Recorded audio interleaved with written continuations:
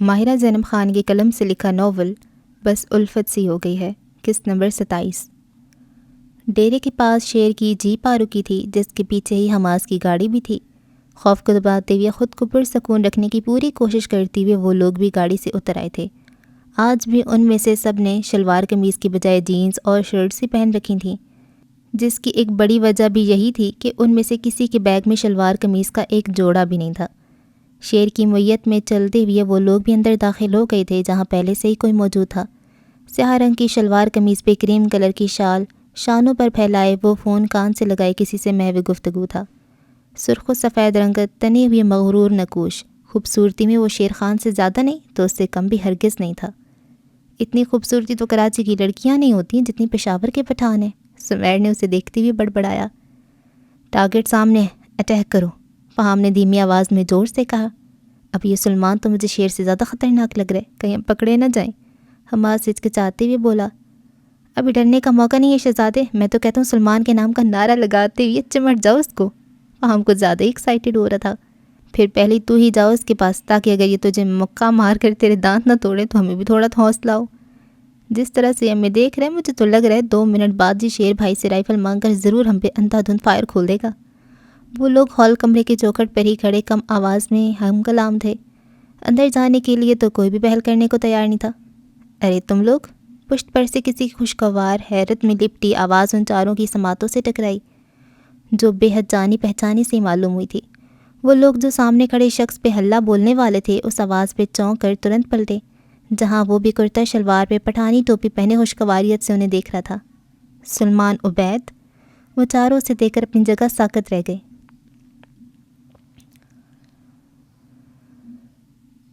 2 گھنٹے کی انتھک محنت سے تیار کردہ ماربل کیک کچن شیلف پہ پڑا ہوا تھا، جو دیکھنے میں جس قدر خوبصورت تھا ذائقے میں اتنا ہی لذیذ تھا۔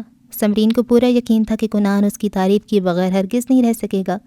وہ کچھ دیر پہلے ہی تھانے سے واپس آ کر روم میں فریش ہونے گیا تھا، جبکہ وہ بے صبری سے اس کا انتظار کر رہی تھی۔ اتنی امیدیں نہ لگاؤ، پھر سے تمہارا دل ٹوٹے گا، امائزہ نے اس کی جوش و خروش کی پیش نظر شوخی سے کہتے ہوئے پہلے اسے خبردار کر دیا۔ کیا مطلب تمہارے بھائی کو کیک پسند نہیں ہے؟ سمرین نے حیرت و صدمے سے پوچھا۔ ارے نہیں، وہ بات نہیں ہے، اصل میں میرے بھائی کو اگر کوئی ڈش پسند آ جائے تو وہ اس کا صفایا تو کر دے گا، لیکن تعریف کرنے کی بجائے ہمیشہ ایسے پوز کرے گا جیسے اسے بالکل نہ پسند آئی ہو، بس مارے باندھے ہی اس نے کھایا ہو، اور جب کوئی چیز باقی میں اچھی نہ بنی ہو پھر تم دیکھو کان کھا جاتے تانے مار مار کے۔ امائزہ ہنستے ہوئے اسے اپنے تجربے بتا رہی تھی۔ دیکھنے میں تو کافی اچھا لگ رہا ہے یہ کیک۔ جب بھی وہ جینس پر وائٹ ٹی شرٹ پہنے کچن میں داخل ہوا تھا، نظر سیدھی اس کیک پر ہی پڑی تھی جس کی دل فریب خوشبو فضا میں رچی بسی تھی۔ ڈائننگ ٹیبل کی چیئر گھسیٹ کر وہ وہیں بیٹھ گیا تھا، جب بھی سمرین نے پلیٹ میں سے ایک پیس نکال کے اس کے سامنے رکھا۔ کیسا بنے؟ اسے 2 چمچ کھانے کے بعد ہی سمرین نے بےتابی سے پوچھا۔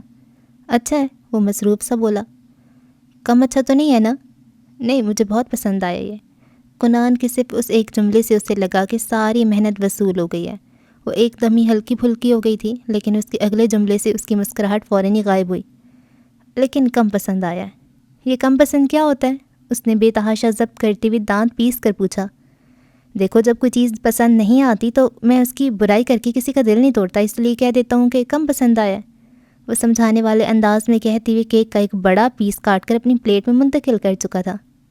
امائزہ کیسا بنے؟ سمرین نے اس سے پوچھا۔ Mind blowing.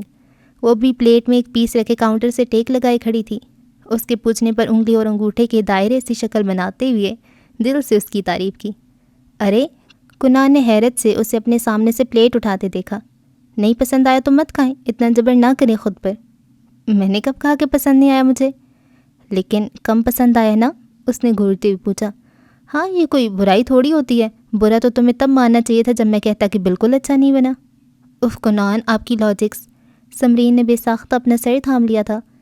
میں نے تو پہلے ہی کہا تھا تمہیں، ایسا تو میرے ساتھ ہزاروں بار ہو چکا ہے، وہ بے ساختہ ہنستے ہوئے سمرین کو کہہ رہی تھی، جو سختی سے اب کوئی ڈش نہ بنانے کا اعلان کر رہی تھی۔ کس نے بنایا کہ خوشبو تو کافی اچھی آ رہی ہے۔ صفوان کے پاس سے سیدھا وہ گھر آیا تھا، لیکن روم میں جانے کی بجائے کچن میں ہی آ گیا تھا۔ وہ خوشگواری سے بولا، ہر طرح کا میٹھا اسے بے حد پسند تھا۔ سمرین بھابھی نے بنایا اپنے سرتاج کے لیے، لیکن انہیں پسند ہی نہیں آیا۔ جواباً امائزہ نے شرارت سے کہا، کیوں بھابھی کو غصہ دلا رہے یار؟ خیال رہے ڈاکٹر ہیں، کہیں غصے میں تیرا آپریشن غلط کر کے فنکشنز آگے پیچھے نہ کر دیں۔ سواش نے بھی ہنستے ہوئے اسے ڈرانے کی کوشش کی۔ اس میں غصہ کرنے والی کیا بات ہے بھائی، اب کیا انسان سچ بھی نہ بولے؟ شوق سے سچ بولے، کوئی منع نہیں کرا، لیکن اب اس کیک کے آگے آپ نے ہاتھ بھی لگایا تو اچھا نہیں ہوگا۔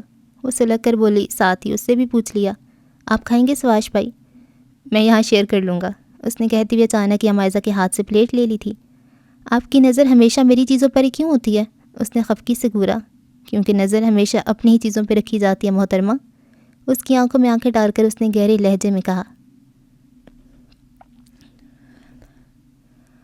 وہ سلمان عبید خان تھا جسے دیکھ کر ان سب کو جھٹکا لگا تھا، کیونکہ وہ اسے اچھے سے جانتے تھے۔ یونیورسٹی میں وہ ان سے 1 سال سینئر تھا، لیکن ان کا ہم عمر ہی تھا۔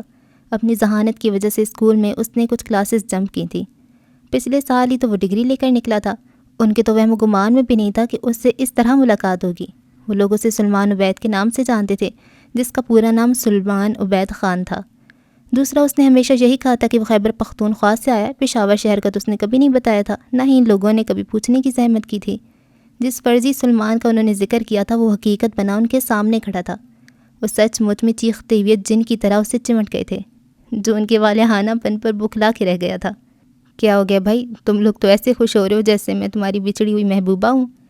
ان چاروں کے جھرمٹ میں مشکل سے سانس لیتے ہوئے وہ بول پایا، آج اگر محبوبہ بھی مل جاتی تو بھی اتنی خوشی نہ ہوتی جتنی تجھے دیکھ کر ہو رہی ہے۔ ہائے سلو، میرا دل کرے تیرا منہ چوم لوں۔ حماس کی خوشی کا تو کوئی ٹھکانہ ہی نہیں تھا۔ آرام سے بھائی، یہ حرکت کرنا پٹھانی برا مان جائے گی۔ سمیر نے ڈر کر فوراً ہی اس کا بازو پکڑ کر روکا، کہیں وہ سچ میں اپنا کہا پورا نہ کر دے۔ لیکن تم لوگ اس طرح سے یہاں پشاور میں کیسے؟ جہاں تک مجھے معلوم ہے تو یونی میں فائنل سیمسٹر ہونے والے ہیں، اور تم لوگ یہاں سیر سپاٹے کے لیے آ گئے۔ سیر سپاٹے کے لیے نہیں یار، ہم اپنی جان ہتھیلی پہ رکھ کر تحفے میں دینے آئے ہیں۔ لیکن پہلے تو بتا کہ شیر خان نے تجھے کیا کہہ کر یہاں بلایا ہے؟ بشر نے بے صبری سے پوچھا۔ شیر خان پہلے انہیں ایک دوسرے سے اتنی گرم جوشی سے ملتے دیکھ کر مشکوک سا انہیں دیکھتا رہا، پھر سر جھٹکتے ہوئے وہاں سے چلا گیا، اور جو شخص پہلے سے وہاں موجود تھا، جسے سلمان سمجھ کر تقریباً وہ لوگ اس پر حملہ آور ہونے والے تھے، وہ فرال کا بھائی بہادر خان یوسف زئی تھا، جو شیر خان سے چھوٹا تھا۔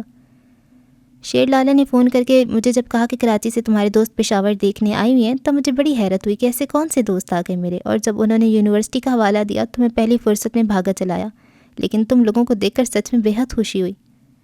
لیکن مجھے بالکل نہیں ہوئی، سلمان کی خوشگواریت سے کہنے پر فہام نے برا منہ بنا کر کہا۔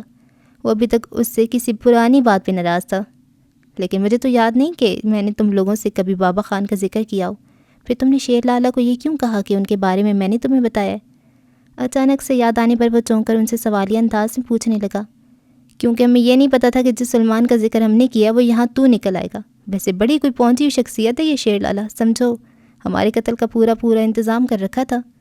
حماس نے دانت پیستے ہوئے جواب دیا۔ تمہیں ایسا کیوں لگتا ہے؟ اس نے حیرت سے پوچھا۔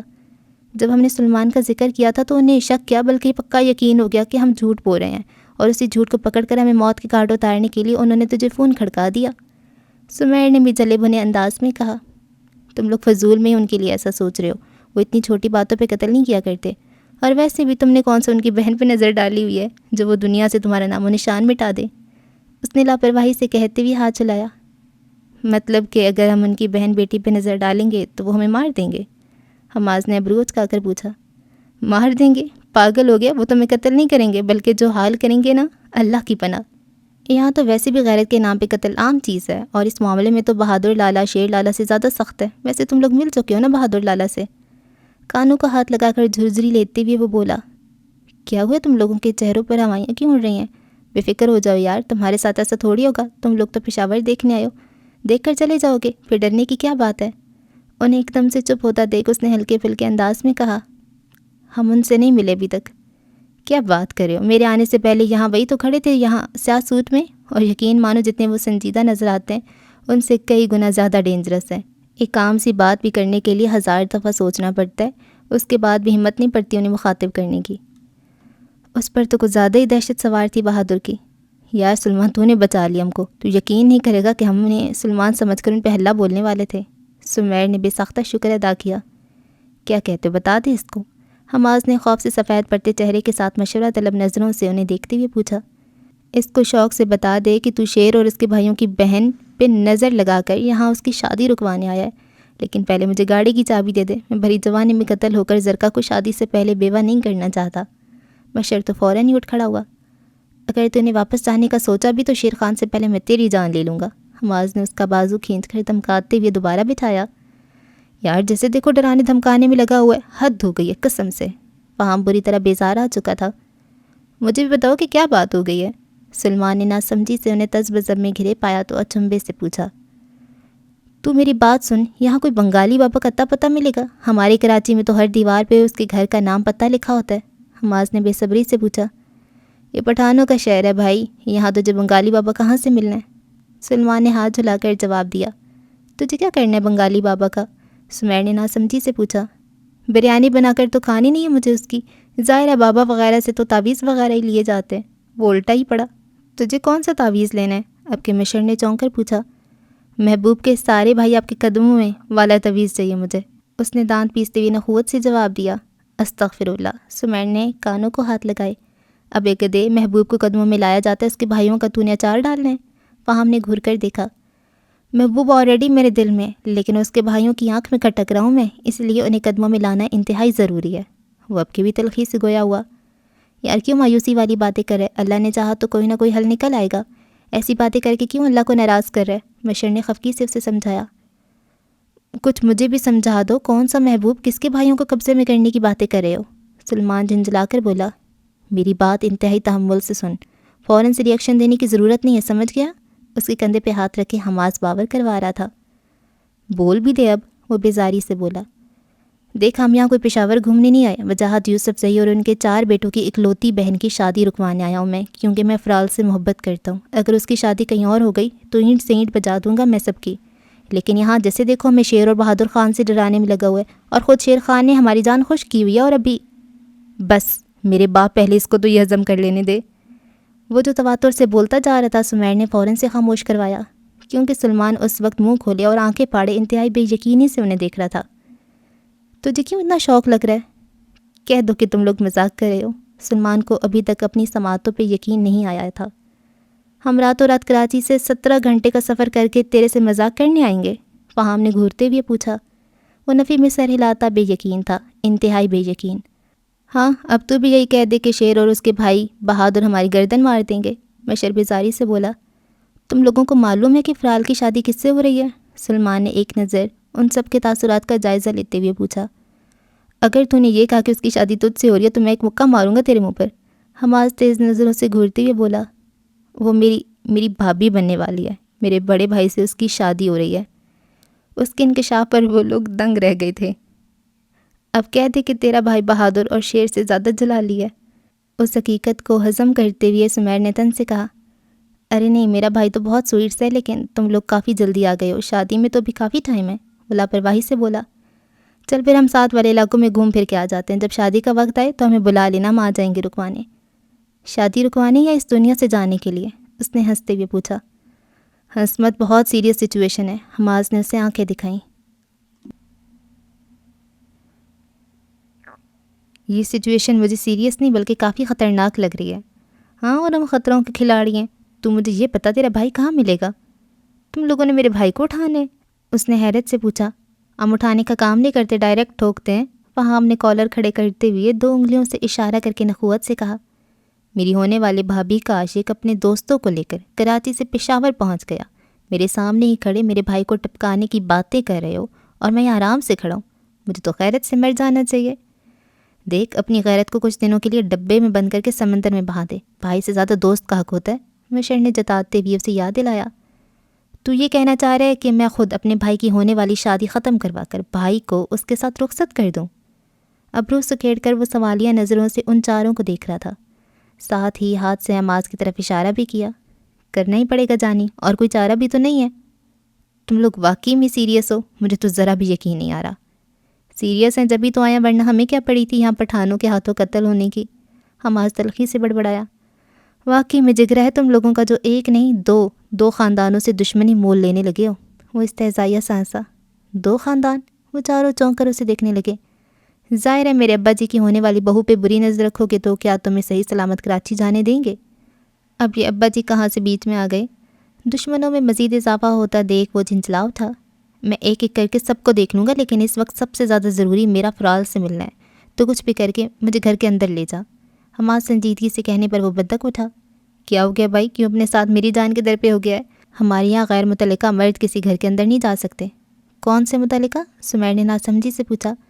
میرا مطلب تھا کہ جسے کچھ جان پہچان ہی نہ ہو، اس کے بارے میں تو کوئی اتا پتہ نہ ہو، اسے صرف مردانے تک محدود رکھا جاتا ہے، جس سے کراچی میں صرف ڈرائنگ روم میں بٹھاتے مہمانوں کو پورے گھر کی سیر نہیں کرواتے۔ ابھی تو میں نے کون سا اسلال حویلی کی لالچ میں یہاں آیا ہوں، اور رہی بات رشتے کی تو میں محبت کرتا ہوں اس سے، اور اس سے بڑھ کر اور کیا رشتہ چاہیے تجھے؟ حماس اسے سمجھانے کی بھرپور کوشش کر رہا تھا جب اچانک ہی فہام کو کہکے لگاتے دیکھا۔ تجھے کیوں اتنی ہنسی آ رہی ہے؟ اس نے گھور کر پوچھا۔ میں یہ سوچ کر ہنس رہا تھا کہ جب تو اس محبت کے رشتے کی بیس پر فریال سے ملنے حویلی کے اندر جائے گا تو شیر خان تیرا سر کون سی دیوار میں دے کر مارے گا۔ بات کے اختتام پر وہ پھر کہکا لگا اٹھا، جس کے ساتھ اب کے حماس کے علاوہ ان تینوں نے ہی دیا تھا۔ کہاں کی تیاری ہے؟ وہ بھی ٹریک سوٹ میں ملبوس جاگنگ سے واپس لوٹا تھا۔ اس پر نظر پڑی تو حیرت سے پوچھا، جو ڈریسنگ کے سامنے کھڑی اپنی تیاری کو آخری ٹچ دے رہی تھی۔ ہاسپٹل جا رہی ہوں، اور کہاں جانا ہے میں نے؟ اکڑے لہجے میں اس نے جواب دیا۔ کل کیک والی بات پر ابھی تک منہ پھولا ہوا تھا۔ کچھ دن ٹھہر جاؤ، بلکہ اگلے مہینے سے ری جوائن کر لینا۔ کنان نے اس کے ہاتھ سے ہیئر برش لیتے ہوئے ٹیبل پہ ڈال دیا۔ لہجے میں غیر معمولی سی سنجیدگی در آئی تھی۔ پہلے ہی کافی لیو لے چکی ہوں، مزید افورڈ نہیں کر سکتی۔ ہاسپٹل کی ڈین سے میں بات کر لوں گا۔ آپ بات کریں گے تو انہوں نے مجھے پورے سال کی لیو ہی دے دینی ہے، لیکن آپ ایسا کیوں کہہ رہے ہیں؟ سب ٹھیک تو ہے نا؟ ناراضگی بھول کر اس نے فکرمندی سے پوچھا۔ وہاں کنان کی سنجیدگی بلا وجہ نہیں ہوتی تھی۔ ہاں سب ٹھیک ہے، بس میں چاہ رہا تھا کہ کچھ دنوں تک تم گھر میں رہو۔ میں اتنے دنوں سے گھر میں ہی تو تھی، میرے پیشنٹس کو بھی دوسرے ڈاکٹرز ڈیل کر رہے ہیں۔ ہاسپٹل جانا بہت ضروری ہے میرا کنان، اگر کوئی پریشانی کی بات نہیں ہے تو آپ مجھے اجازت دے دیجیے۔ وارڈروب میں سے اس کا یونیفارم نکالتے ہوئے بولتے جائیہ بولی۔ چلو ٹھیک ہے، میں منع نہیں کر رہا، لیکن پورا دن وہاں گزارنے کی ضرورت نہیں ہے، تم دوپہر میں واپس آ جایا کرنا، اور اکیلے آنے کی تو ہرگز ضرورت نہیں ہے، مجھے کال کر دینا، میں پک کر لوں گا۔ وہ سنجیدگی سے تنبیہ کر رہا تھا۔ کنان سب ٹھیک ہے نا؟ اس کو واش روم کی جانب بڑھتے دیکھ سمرین نے اس کا بازو پکڑ کر روک لیا۔ چہرے پہ اچانک ہی پریشانی کے آثار نمایاں ہونے لگے تھے۔ سب ٹھیک ہے میری جان، تم پریشان مت ہو، اسے اپنے ساتھ لگائے وہ بشاشت سے بولا۔ بلیک جینز پر براؤن کلر کی ڈریس شرٹ کے ساتھ وائٹ اوور آل پہنے وہ ریسیپشن پہ کھڑا کچھ فائلز پہ سائن کر رہا تھا۔ جب بھی وہ بلیک ٹائٹس پر بلو کلر کی اسٹائلش سی کرتی پہنے، پھولدار سٹول ہمیشہ کی طرح گلے میں لپیٹے، کافی کمر کپڑے اپنے دھیان میں وہاں سے گزرتی ہوئی دکھائی دی۔ ڈاکٹر ہانیہ؟ صفا نے فوراً ہی آواز دے کر اسے روکا۔ جی ڈاکٹر، کوئی کام تھا آپ کو مجھ سے؟ پہلے تو وہ چونکی، پھر اس نے فوراً ہی وہاں آ کر سوالیہ انداز سے پوچھا، ساتھ ہی مغلبوں سے لگاتے ہوئے کافی کا ایک گھونٹ بھی بھرا تھا۔ آدھے بالوں کی اونچی سی ٹیل پونی بنائے، باقی کے بال پشت پہ ہی چھوڑ رکھے تھے۔ ایک تو آپ مجھے ڈاکٹر کہیں سے نہیں لگتی ہیں، اور دوسرا آپ کو دیکھ کر یہ لگتا ہے کہ کسی فیشن شو میں شمولیت اختیار کرنے کی بجائے آپ شاید غلطی سے اس ہاسپٹل میں آ گئے ہیں۔ پین کو تو انگلیوں کے بیچ گھماتے ہوئے وہ تنقیدی نظروں سے اس کی تیاری کا جائزہ لیتے ہوئے بولا، آپ کو تو میری ہر ایک بات پہ اعتراض ہوتا ہے ڈاکٹر صفوان، آپ کو میں اتنی بری لگتی ہوں تو پھر یہ ہاسپٹل چھوڑ کر کیوں نہیں چلے جاتے آپ؟ جس دن سے میں یہاں آئی ہوں آپ نے تو میرا پیچھا ہی لے لیا ہے۔ خفگی سے بولتے ہوئے وہ ساتھ ہی اپنی کافی بھی پیے جا رہی تھی۔ تم ایک سینئر ڈاکٹر کو ہاسپٹل چھوڑنے کے لیے کہہ رہی ہو، جبکہ میرے پاس اختیارات موجود ہیں، میں تمہیں یہاں سے نکال دوں؟ صفوان کے اطمینان سے کہنے پر اس کا منہ حیرت سے کھلا۔ وہ ریسیپشن کی میز سے کوہنی ٹکائے فرصت سے کھڑا اسے دیکھ رہا تھا۔ آپ مجھے اس ہاسپٹل سے نکالنے کی بات کریں ڈاکٹر، حالانکہ مجھے یہاں آئے ابھی کچھ ہی دن ہوئی ہیں۔ وہ گہرے صدمے سے بولی، میں نے کہا ہے میں نکال سکتا ہوں، یہ نہیں کہا کہ نکال رہا ہوں۔ ہاں تو ان دونوں باتوں کا ایک ہی مطلب ہوا۔ مجھے تو لگا تھا کہ آپ کے سخت ہونے کے ساتھ ساتھ تھوڑے دل کے نرم بھی ہوں گے، لیکن مجھے آج معلوم پڑا کہ آپ کے پاس تو دل نام کی کوئی چیز ہی نہیں ہے، اور نہ ہی آپ کو کسی کے جذبات کا احساس ہے۔ وہ منہ پھلا کر ناراضگی سے بولی، ہاں واقعی میں میرا دل تو پتھر کا ہے، انفیکٹ تم نے صحیح کہا، میرے پاس دل ہی نہیں ہے، میں تو بغیر دل کے یہاں وہاں گھومتا رہتا ہوں۔ آپ کے پاس دل نہیں ہے تو اس کا مطلب یہ نہیں ہوا کہ آپ دوسروں کے دل توڑتے رہیں؟ سوری، میں نے کس کا دل توڑا ہے؟ اس نے انجان بن کر سوالیہ انداز میں پوچھا۔ میری انسلٹ کر کے میرا دل توڑا ہے آپ نے، وہ بھی صبح ہی صبح، ناراضگی بھرے انداز میں اس نے جتا کر کہا۔ اگر اسے انسلٹ کرنا کہتے ہیں تو جہاں تک میرا خیال ہے دن میں 10 دفعہ تو لازمی تمہارا دل ٹوٹتا ہوگا، ہے نا؟ نچلا لب دانتوں تلے دبا کر اس نے بمشکل اپنی مسکراہٹ کو روکا۔ مجھے اب سے بات ہی نہیں کرنی، تنک کر کہتی ہوئی ہانیہ نے اپنا رخ ہی اس کی طرف سے موڑ لیا۔ کیا سچ میں؟ صفا نے خوشگوار حیرت سے پوچھا۔ سباش کی باتوں کو سوچنے کے بعد ایک الگ سا چینج اسے اپنے اندر محسوس ہو رہا تھا۔ اس نے صحیح کہا تھا کہ منفی سوچوں کو ذہن سے جھٹک دو گے تو بیزاری اور چڑچڑاہٹ اپنے آپ ہی ختم ہو جائے گی۔ ہاں، اور اگر آپ کہیں گے تو میں آپ سے بات بھی نہیں کروں گی۔ ارے یہ تو معجزہ ہو گیا، کاش کہ میں پہلے ہی تمہارا دل توڑ دیتا، کم از کم مجھے پیناڈول کی درجن بھر گولیاں تو نہیں کھانی پڑتی۔ وہ اب کی کچھ نہیں بولی تھی، منہ پھلائی کھڑی رہی۔ کیا سچ میں ناراض ہو گئی ہو؟ صفان نے اس کی چپ کے پیش نظر شرارت سے پوچھا۔ واؤ یار، تم یقین نہیں کرو گی کہ آج مجھے کتنی خوشی ہو رہی ہے۔ اب بہت ہی ظالم ہے ویسے، زیادہ دیر اسے خاموش رہا ہی کہاں جاتا تھا۔ ایسے کمپلیمنٹ تو مجھے زندگی میں پہلی بار ملا ہے۔ دونوں ریسیپشنسٹ ان کی نوک جھونک سے محظوظ ہوتی ہوئی مسکرا رہی تھیں۔ آج تو ڈاکٹر صفان کو دیکھ کر خوشگوار سی حیرت بھی ہو رہی تھی۔ ہمیشہ ہنستے مسکراتے شرارتیں کرنے والا صفان پچھلے کچھ مہینوں سے اکھڑا سا ہر کسی پر بلا وجہ ہی برس پڑتا تھا۔ اب تو کچھ دنوں سے بیچاری ہانیہ اس کے زیر تاب آئی ہوئی تھی، جو اکثر و بیشتر اس کی ڈانٹ سنتے ہوئے پائی جاتی تھی۔ ہاں تو باقی سب سے آپ اتنا روڈلی تھوڑی بات کرتے ہیں، اور لوگوں سے بات کرتے ہوئے آپ کے تو منہ سے شہد ٹپکتا ہے، اور مجھے دیکھتے ہی وہ شہد کڑواہٹ میں تبدیل ہو جاتا ہے۔ ایسا ہی ہے نا ڈاکٹر صفان؟ وہ تن سے دانت پیستے ہوئے کہہ رہی تھی۔ 100% ایسا ہی ہے۔ اس نے بنا کسی تعامل کے ہانیہ کی ہاں میں ہاں ملائی۔ آج اس ناراض سی چابی والی گڑیا سے باتیں کرتے ہوئے اسے بیزاری نہیں ہو رہی تھی، بلکہ خود کی باتوں کے جواب میں اسے خفا ہوتے دیکھ صفان کا دل مزید اسے چھیڑنے کو کہہ رہا تھا۔ لیکن جب بھی ایک غیر ارادہ سی نظر انٹرنس پر پڑی جہاں سے وہ داخل ہو رہی تھی، اس کے لبوں کی مسکراہٹ فوراً ہی سمٹی تھی، چہرے پر پھر وہی سر تاثر آ چکا تھا۔ کیسے ہیں آپ ڈاکٹر صفان؟ وہ وہیں چلی آئی تھی، سی گرین کلر کی خوبصورت سی کیپری اور شرٹ میں وائٹ دوپٹہ کندھے پہ سیٹ کیے، ہاتھ میں اوور آل اور اسٹیتھوسکوپ پکڑے، سافٹ سے میک اپ کے ساتھ ہاف بالوں میں کیچر لگائے، وہ ہمیشہ کی طرح ہی تر و تازہ اور بے حد خوبصورت لگ رہی تھی۔ ناک میں دمکتی ڈائمنڈ کی نتھ اور ہاتھ میں کنکتے جڑواں کنگن اس کی خوبصورتی میں مزید اضافہ ہی کیا تھا۔ الحمدللہ، آپ سنیں؟ اس نے فوراً ہی سنبھل کر جبراً مسکراتے ہوئے جواب دیا۔ ہائے، I am doctor Hania. Safaan کے ساتھ کھڑی اس نے خود ہی اپنا تعارف کرواتے ہوئے اپنا ہاتھ آگے بڑھایا، جسے سمرین نے گرم جوشی سے تھام لیا تھا۔ ہیلو ہانیہ، ہم ڈاکٹر سمرین کنان، مل کر خوشی ہوئی آپ سے۔ کب جوائن کیا آپ نے؟ آپ کی شادی کے دنوں میں، ہانیہ کی بجائے صفان کی طرف سے جواب آیا۔ آپ کی شادی ہو گئی ہے؟ بہت مبارک ہو، ہانیہ نے خوشی سے کہا۔ بہت شکریہ، اس نے بھی جواباً اسی کے انداز میں کہا۔ ہانیہ میرے روم میں جاؤ، ٹیبل پر بیڈ نمبر 128 کی رپورٹس رکھی ہیں، وہ لے کر آؤ فوراً۔ صفان نے اچانک اسے مخاطب کر کے کہا۔ کیا اب بھی لے کر آنی ہے ڈاکٹر؟ ہانیہ کا دل سمرین سے باتیں کرنے کو چاہ رہا تھا، جب یہ اس کے حکم دینے پر بے دلی سے بولی۔ چاہو تو 2-4 سال بعد چلی جانا، کوئی پرابلم نہیں ہے۔ اس کے طنزیہ انداز سے کہنے پر وہ گڑبڑاتے ہوئے فوراً جانے لگی، ورنہ اسے کوئی بعید نہیں تھی کہ بیسٹ بن کر پھر ڈانٹنا شروع کر دے۔ اچھا سنو، صفان نے آواز دے کے اسے روکا۔ ٹیبل کی ڈرا میں میرا فون رکھا ہوگا، وہ بھی لے آنا۔ ٹھیک ہے، میں لے آؤں گی۔ وہ تیز تیز قدم اٹھاتے ہوئے اس کے روم کی جانب بڑھ گئی، ساتھ ہی کافی کے جلدی جلدی گھونٹ بھرنے لگی۔ کیسی ہیں آپ؟ اوور آل کی جیبوں میں ہاتھ ڈالے وہ اس کی طرف متوجہ ہوا۔ بہت خوش اور مطمئن۔ اچھی بات ہے، انسان کو ہر طرح کے حالات میں خوش ہی رہنا چاہیے، وہ بے تاثر سے لہجے میں بولی۔ صفان، آپ بھی شادی کر لیجیے اب۔ وہ کہنا نہیں چاہتی تھی لیکن ہچکچاتے ہوئے کہہ گئی۔ ایک دفعہ کرنے کی کوشش کی تھی لیکن شاید میرے نصیب میں ہی نہیں۔ ایسے نہیں کہتے ہیں، جو بھی ہوتا ہے وہ ہماری بہتری کے لیے ہی ہوتا ہے، وہ مدبرانہ انداز میں بولی۔ یقیناً آپ ٹھیک کہہ رہی ہیں، لیکن میں ایسا نہیں سمجھتا، اس نے کچھ رکھائی سے کہا۔ سمجھنے یا نہ سمجھنے کی بات نہیں ہے ڈاکٹر صفان، اللہ تعالیٰ ہمارے بارہا مانگنے پر بھی ہمیں وہ چیز کبھی نہیں دیتے جو ہمارے حق میں بہتر نہ ہو، جسے حاصل کر کے ہمیں تکلیف پہنچے، لیکن ہم نادانی میں اس کے نہ ملنے کے غم میں اللہ سے شکوے شکایات شروع کر دیتے ہیں۔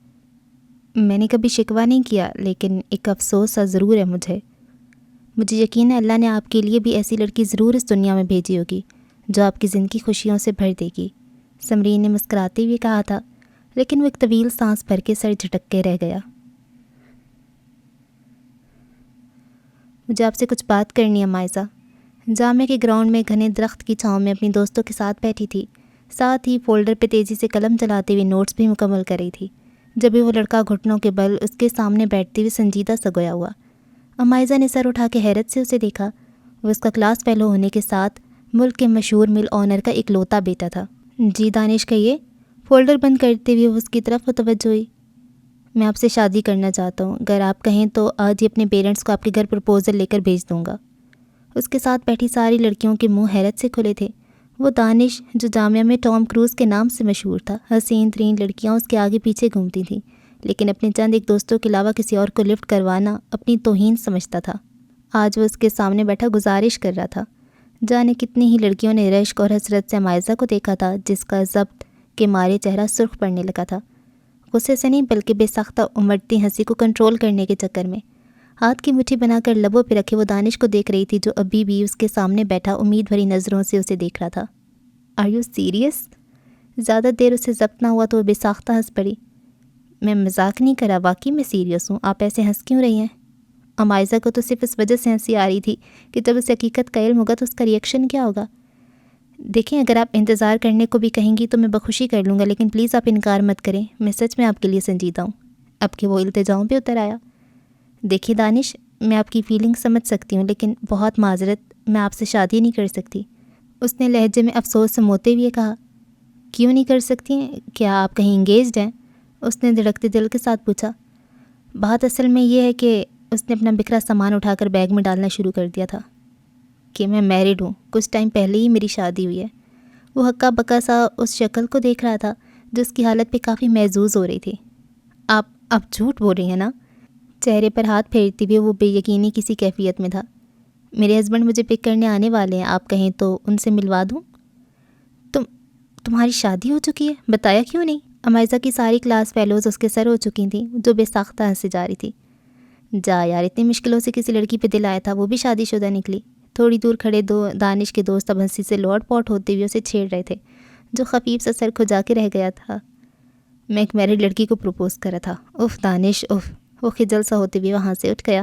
I'm sorry، شرمندگی سے امائزہ سے معافی بھی مانگ لی جس نے مسکراہٹ دباتے ہوئے فراخ دلی سے معاف کر دیا تھا۔ It's okay. بالوں کو کان کے پیچھے ڈستے ہوئے وہ روم میں داخل ہوئی تھی۔ ایک طائرانہ سی نگاہ پورے کمرے میں ڈالتے ہوئے وہ ٹیبل کی دوسری طرف آ گئی جہاں صفوان کی راکنگ چیئر رکھی تھی۔ پھر تھوڑا سا جھکتے ہوئے ڈرا کھولتے ہوئے اس نے وہ بلیک کور والا آئی فون نکال لیا تھا۔ ڈرا کو وہ پھر سے بند کر ہی رہی تھی جب اچانک ہی اس چھوٹے سے مخملی باکس پہ نظر پڑی۔ غیر ارادی طور پر اس نے ہاتھ ڈال کر وہ باکس نکال لیا تھا۔